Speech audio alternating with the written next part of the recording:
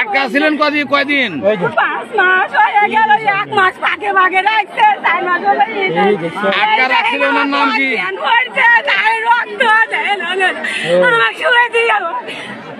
ভাইরে ভাই, নিজ জেলা সিরাজগঞ্জে রায়গঞ্জ থানা, এখন ঢাকা থানা 20। কেন জানেন? কারণ এখানে নাকি পাওয়া গেছে এখানে মিনি আয়নাঘর। এই আয়নাঘর মানে কি জানেন?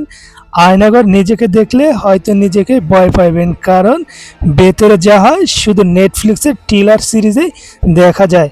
আসলে তাহলে ঘটনা কি? চান্দাইখানা ইউনিয়নের সোনারাম গ্রামে এক জায়গায় পাওয়া গেছে যেখানে নাকি মানুষ ধরে এখানে রাখা হতো। হ্যাঁ রে ভাই, গার্মেন্টস না, গারো দে। আমরা এখন আয়নাঘরে আছি, দেখতে পাচ্ছেন।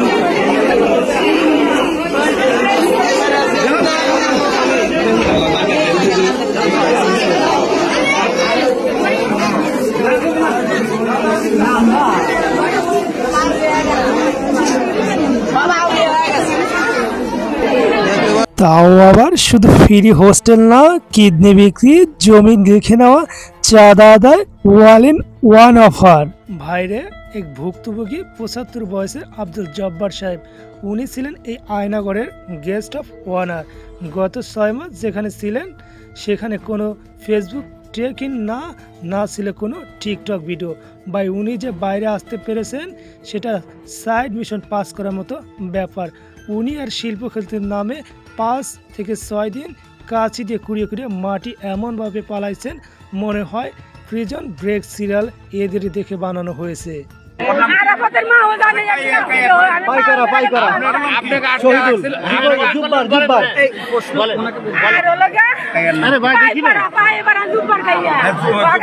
ভুক্তভোগী 2 শিল্পী খাতুন বলেন, 1 মাস তো অন্য জায়গায় রাখছিল, জানি না কোথায় মাঝখানে ইঞ্জেকশন দিয়ে রাখা হয়েছিল।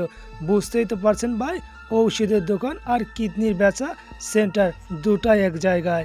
অভিযুক্তরা পল্লী চিকিৎসক আরাফাত শরীফ, মেম্বার পান্না, কামরুল ভাই, সবাই মুখোশ পরা। বাইরে মুখোশ তো এখন মেড কালার ফ্যাশন না, সিরাজগঞ্জের কায়েম ড্রেস কোড হয়ে গেছে।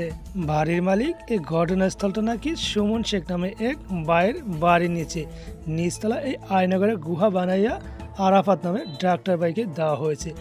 মানুষ তো দালান করলে ডেইলি ফার্ম অথবা ব্যাচেলারদের বার দেয়, আরে ভাই দিছে জেলখানা কম, 5 তারা হোটেল কম্বো। পুলিশ কি বলল?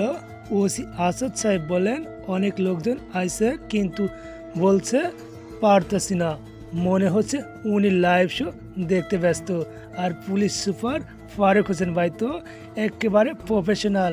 ওইটা নাকি আয়নাঘর কিনা এখনো বলা যাচ্ছে না ভাই, আয়না লাগে না, গুগল ম্যাপে পিন করে দিলেও হাহাকার বাজে। ভাই, আরাফাত নামে একজন আটক হয়েছে, বাকিরা এখন সিক্রেট সোসাইটির লিডার হয়ে ঘুরে বেড়াচ্ছে।